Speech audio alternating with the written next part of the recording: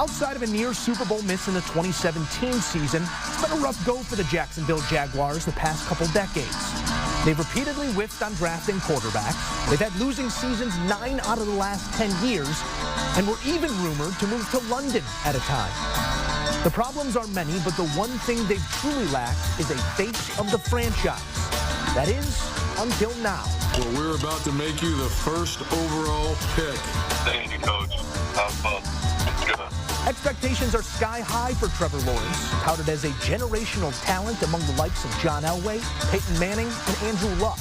But if you've paid any attention to his career, this is a young man who has embraced the spotlight since being the #1 overall high school recruit out of Cartersville, Georgia. I'm just pumped, and the best is yet to come. The Jags also paired Lawrence with his former Clemson teammate, running back Travis Etienne, in what now has the potential to be a high-powered offense for years to come. But will the Trevor Lawrence and Urban Meyer combination turn around a franchise long associated with losing? To be determined. But for the first time, perhaps ever, the Jacksonville Jaguars will be one of the most fascinating teams across the NFL. And Trevor Lawrence is tasked with turning around the Jaguars, a team that won 1 game last season. With that, we welcome in CBS Sports NFL insider Jonathan Jones here to tackle the biggest questions for each of the 4 divisions in the AFC. We start in the South, where there'll be at least 2 new starting quarterbacks in the division, with Trevor Lawrence in Jacksonville and Carson Wentz in Indianapolis. Jonathan, what's your biggest question for the AFC South?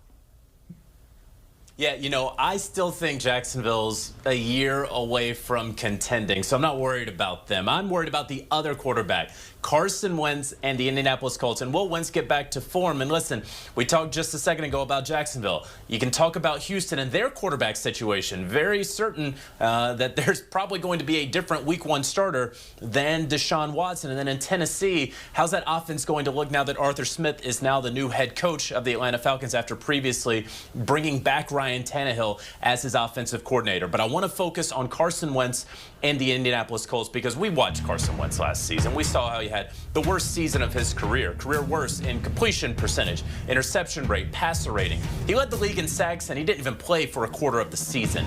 But now he's back with his favorite coach in Frank Reich, and they have a playoff roster that's already in place. And offensively, he's already throwing to better receivers, T.Y. Hilton, Paris Campbell, Michael Pittman Jr., whom I am expecting to have a big season. Hopefully, Paris Campbell can stay healthy this season. And, you know, Chris Ballard decided in the draft that he wanted to go defensive line over the offensive line. And in free agency, they added a bunch of veterans, but we were always waiting for that one big veteran free agent offensive lineman signing, and it just didn't happen. And one of the things that just concerns me a little bit, if you're going to go the veteran route, and the cheap veteran route at that, we just saw Carson Wentz get sacked 50 times last season against or with an offensive line in front of him that, when healthy, was good. They just were never healthy. And I would have probably tried to solidify that offensive line, or at least the tackles, just a little bit more. So that gives me a little bit of pause and cause for concern. And the fact is that, you know, Carson Wentz had whatever is the football equivalent of the yips last season. So did he get his mind right in the offseason? You know, take his mind off with hunting and getting out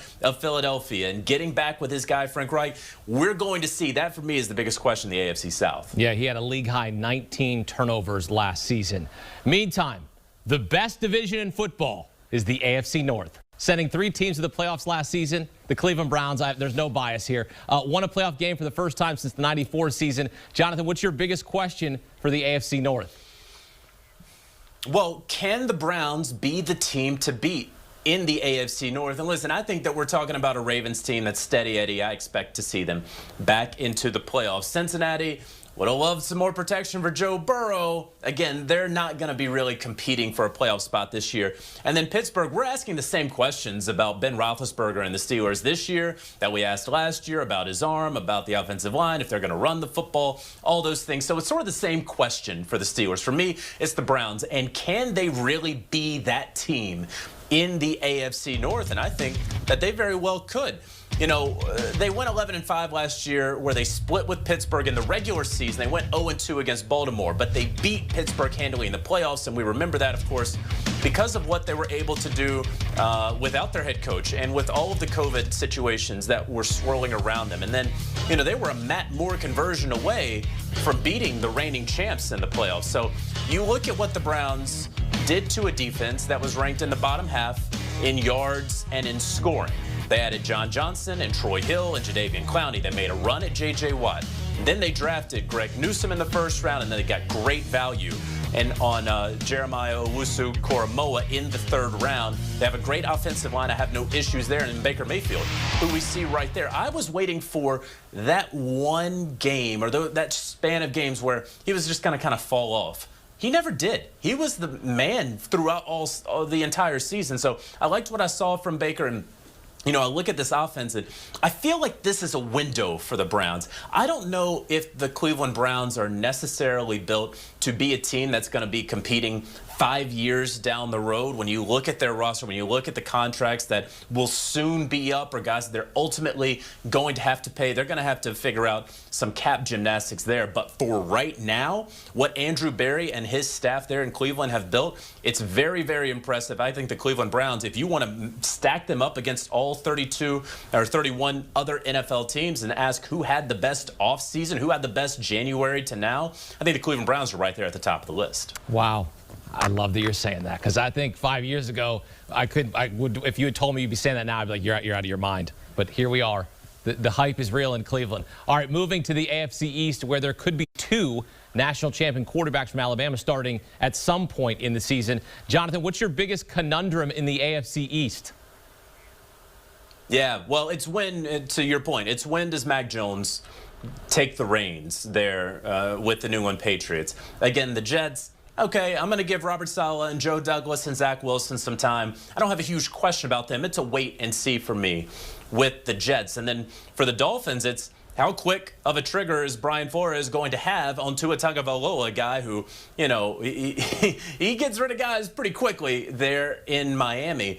And so I look around, and I think that the Bills, I picked them to win the AFC East last season. I think that they are the front runners again this season. I'm excited to see what they bring to the table. But for me, it's got to be Mac Jones, the 15th overall selection, the highest draft pick in terms of a quarterback that Bill Belichick has ever gone for in a quarter century of drafting. And, you know, the current starter, Cam Newton, he's on an incentive-laden deal, and he didn't play that hot last season. So it's not a matter of if, but when Mac Jones takes over. I'm going to tell you what it's going to look like. He's going to report to minicamp and to whatever in-person workouts that the Patriots have. And he's going to be in some number, you know, some number 77 or something. Bill Belichick loves to give the rookies random numbers.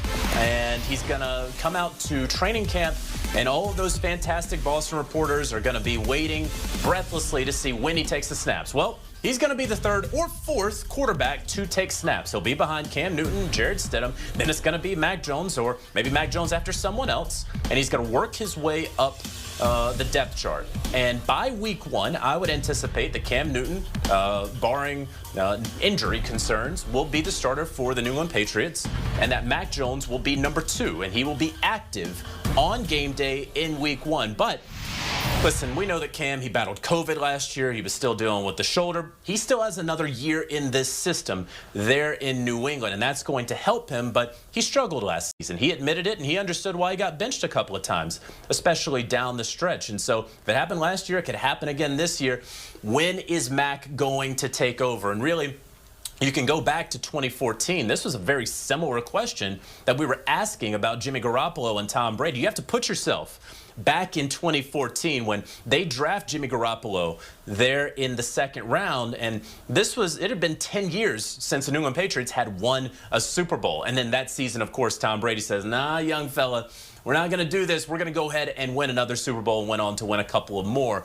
And so, you know, Jimmy still got in. He had some cleanup duty that he had in that season. So I anticipate 100% that Mac Jones is going to at least clean up early in the season. And then it's just a matter, again, not if, but when Mac Jones takes over for the New England Patriots. Yeah, and then now Jimmy Garoppolo looking like he's going to get replaced by Trey Lance. We'll see how many games Trey Lance starts for the 49ers. They don't trade up to number 3 to have him sit all season. All right, last but certainly not least, the AFC West, which runs through Kansas City. Perhaps Denver will have a new quarterback if they pull off a monster trade for future Hall of Famer Aaron Rodgers, which would make things very interesting in that division. Jonathan, what's your biggest question for the AFC West? Yeah, for me, it's can a healthy Chargers team keep pace and compete with the Kansas City Chiefs in the division? You mentioned Aaron Rodgers and the Denver Broncos. We're still going to keep an eye on that. Folks I talked to around the league, it's really split half and half. One side says, okay, he's not leaving Green Bay, and the other's like, yeah, Green Bay's not going to have a choice. I tend to side with that group of folks, but again, we're going to be monitoring that throughout. You look across, again, that division and the Raiders. What are they doing? How is this going to work out? I never have an answer for them. And then the Chiefs, again, they rebuilt that offensive line. You trust they're going to make the playoffs. Patrick Mahomes is the best currently doing it this side of Tom Brady. So for me, it is about the Chargers, and it's about a healthy Chargers team trying to finally, once again, compete in the AFC West. This is a team, Tom Telesco has built a solid team, but every year they're failed by injuries. Last year it was low-lighted, of course, by Tyrod Taylor's punctured lung. And that led to the Offensive Rookie of the Year season from Justin Herbert.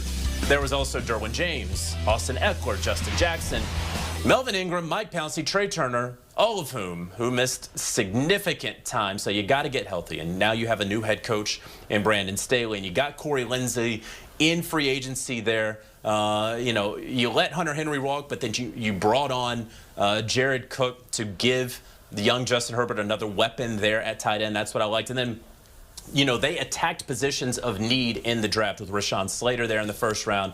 He'll be the day one left tackling starter. And then you got Asante Samuel, great value there in the second round. So this is a team that won their last 4 games last year. And they didn't start out all that hot. That was okay, but they finished well. And I like that about them. And remember, they went to overtime with Kansas City in week 2, and then they beat them in week 17 when Kansas City rested everyone. But the point is, I don't think that, I'm not necessarily saying they need to compete with Kansas City to win the AFC. I don't think that they're going to win the AFC West, but they need to compete with Kansas City to be competitive, compete for one of those 3 wildcard spots. That's what I want to see out of a Chargers team that, my goodness, please, finally be healthy. Friendly reminder, the 2021 NFL schedule set to be released next Wednesday, when we'll certainly have more questions to ask. For now, we're done asking questions. Jonathan, thanks.